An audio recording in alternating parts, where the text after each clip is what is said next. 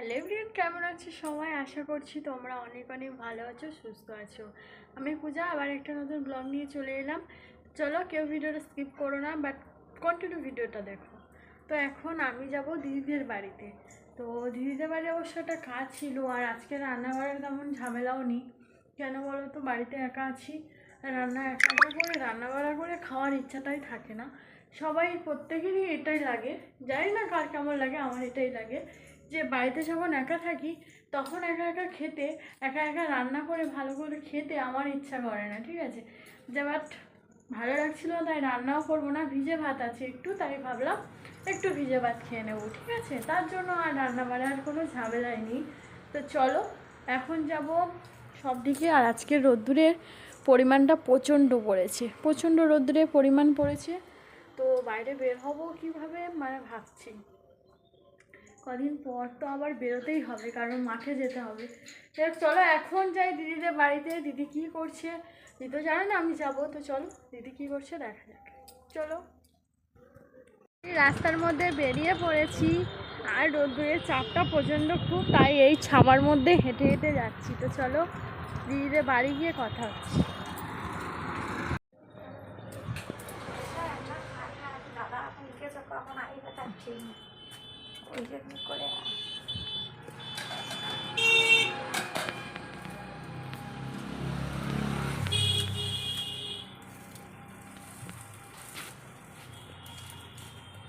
Finally ঘরে চলে এসেছি। তো ঘরের আগে শান্তি নেই, তো ঘরে চলে এসেছি। এসে অনেক কাজ গুছিয়েছি। ঘরে একটা আমার হাতের তৈরি করা মানে বালিশ বানিয়েছি।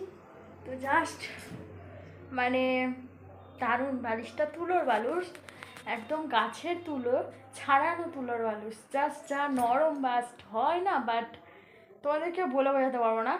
যাদের গ্রামের দিকে বাড়ি সব তুলের বালিশটা বানায়।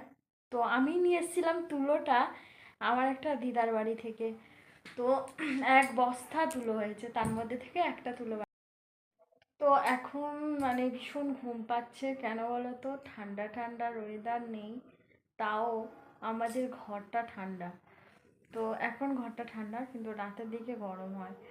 তো এখন ঘুম পাচ্ছে, কারণ পান্তা ভাত খেয়েছি, সেই জন্য বেশি ঘুমটা পাচ্ছে, কিন্তু আমি ঘুমাবো না। তো আমি এখন ঘুমাবো না, এখন বসে বসে কি করব জানো, টিভি দেখবো।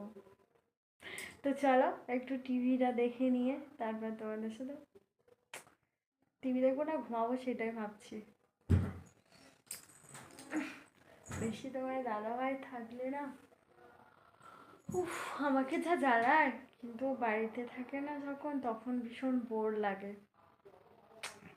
ঘরে থাকলে দোষ। আর এটা তোমার দাদাভাই যদি শুনতো না, তাহলে তোমার দাদাভাই বলতো কি বলতো, তোমাদের দাদাভাই বলতো যে ঘরে থাকলে দোষ, আর না থাকলেও দোষ। তো আমি আর কোন দিকে যাই, জ্বালা জ্বালা বটে জ্বালা। ওর কথা শুনলে ভালোই লাগে, কিন্তু রাগও হয় মাঝে সাঝে, খুব চন্ডাল রাগ। জানি না কেন এত রাগ হয়, হয়তো বেশি ভালোবাসার কারণে রাগ আসে। স্বাভাবিক, যে বেশি যাকে ভালোবাসে রাগ অভিমানটা তার উপরে বেশি থাকে। বাট আমার হয় এগুলো, তো জানি না সবার হয় কি না, বাট আমার বেশি হয় ওর উপরে। বেশি যেন একটু কিছু হলে রাগ অভিমান বেশি ওর ওপরে বেশি হয় আর কি। তো এখন দেখো কটা লাইট জ্বালিয়ে দিয়েছি, একটা, দুটো,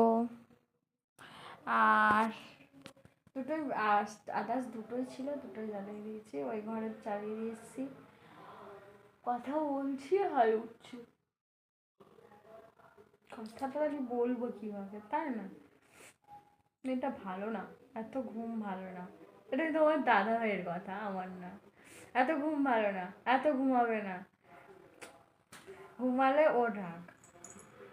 যাই হোক, এখন ওর কথাগুলো বেশি মনে পড়ছে, যেহেতু এখানে নেই তার জন্য। চলো বিকেলে আবার দেখা হচ্ছে, টাটা। 1 minute later. ফাইনালি তোমার দাদাভাই বাড়িতে চলে এসছে। এখন বাজে প্রায় 9টা। তো আসার কথা বলেছিল 9টার সময় বাড়িতে আসবে।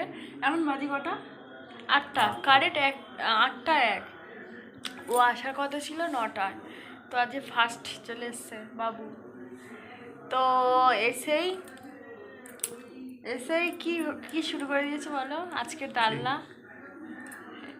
আমি ভাত খাবো না, মাছ এনে দেবে না তো কি, ডালনা খাবো না কি খাওয়াবো বলো তো? ডালনাই তো খাওয়ানো উচিত, তাই না? তোমরাই বলবে হ্যাঁ ডালনা খাওয়ানো উচিত না মাছ ভাত খাওয়ানো উচিত। হয়তো হয়তো ও অনেক রাত্রে গাড়ি যায়, সন্ধ্যায় 7টা 8টা 9টার সময় বাড়িতে আসে। আমার উচিত ভালো মন্দ করে খাওয়ানো, কিন্তু আমাকে যদি না দেয় আমি কি করে ভালো মন্দ খাবো, তাই না? তোমরাই বলো উচিত ঠিক বলছি না ভুল বলছি, ঠিক আছে? তো তুমি কিছু বলো, অত মুখ গোমরা করে থাকলে হবে? আমি আর কি বলবো? ডালনা খাচ্ছি তো কিছু বলো।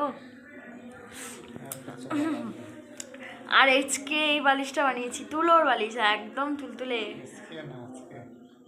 আজকে আজকে বাট চলো, অনেক ওকে একটু খাদি, মানে সে অনেকক্ষণ খেয়েছে, কখন খেয়েছে জানি না।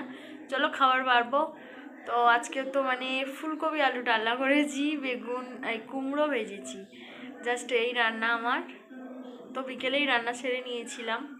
তো চলো, ভালো থেকো সবাই, আবার আসবো নতুন একটা ব্লগ নিয়ে। ভালো থেকো সবাই, ভালো লাগলে ভিডিওটা একটা লাইক শেয়ার কমেন্ট ও প্লিজ সাবস্ক্রাইব করে দিও। আর আবার নতুন ব্লগে দেখা হচ্ছে, খুব ভালো থেকো, টাটা বন্ধুরা, সবাইকে শুভরাত্রি, বাই।